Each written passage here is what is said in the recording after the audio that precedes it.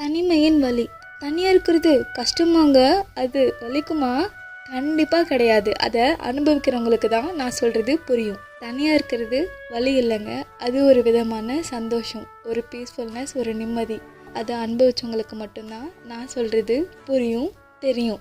ஏமாத்துறவங்க, கஷ்டப்படுத்துகிறவங்க இவங்களை விட தனியாக இருக்கிறது எவ்வளவோ நிம்மதிங்க. ஆமாம் தானேங்க?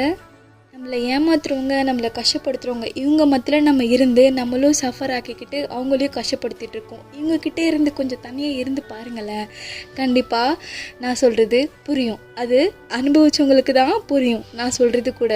நமக்கு பிடிக்கும்னு ஒரே காரணத்துக்காக அவங்க என்ன நம்மளை கஷ்டப்படுத்தினாலும் நம்மளையும் ஏமாற்றிட்டு நம்ம கூட இருக்கவங்களையும் அட்ஜஸ்ட் பண்ணிவிட்டு வாழ்ந்துட்டுருக்கோம் பார்த்தீங்களா? அந்த வாழ்க்கை கடைசி வரைக்கும் அவங்களுக்கும் நிம்மதி கிடையாது, நம்மளுக்கும் நிம்மதி கிடையாது.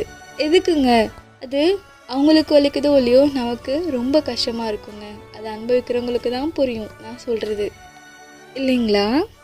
போகிறவங்கள எவ்வளோ நாளுங்க ஹோல்ட் பண்ணி வைக்க முடியும்?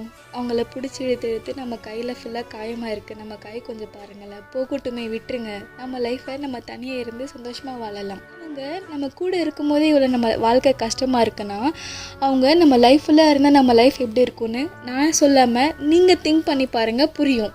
எவ்வளோ பேர் இருந்தாலும் ஃபைனலி நமக்கு நம்ம மட்டும்தாங்க. புரியுதுங்களா? இதை கொஞ்சம் திங்க் பண்ணி உங்கள் மைண்டுக்கு புரிய வைங்க. ஒரு சாங்கில் கூட சொல்லியிருப்பாங்க பாருங்கள், என் இனிய தனிமையே. அந்த மாதிரி நம்ம காட்டில் நம்ம ராஜாவோ இல்லை ராணியாவோ இருந்துட்டு போயிடலாமே. எதுக்குங்க நம்மளை இன்னொருத்தவங்க நம்ம லைஃப்பில் வந்து நம்மளை ரூல் பண்ணணும்? அதுக்கே நம்ம இடம் கொடுக்கணும். நம்ம சந்தோஷமாக எப்பயும் போல் ராஜா இல்லைன்னா ராணியாக இருந்துட்டு போயிடலாமே நம்ம லைஃப்பில். புரியுதுங்களா? அதுக்கு நீங்கள் தான் வழி விடணும். கொஞ்சம் திங்க் பண்ணி பாருங்கள், நான் சொல்கிறது புரியும். இப்போ சொல்லுங்கள், தனியாக இருக்கிறது வலியா இல்லை என்ன அப்படின்னு.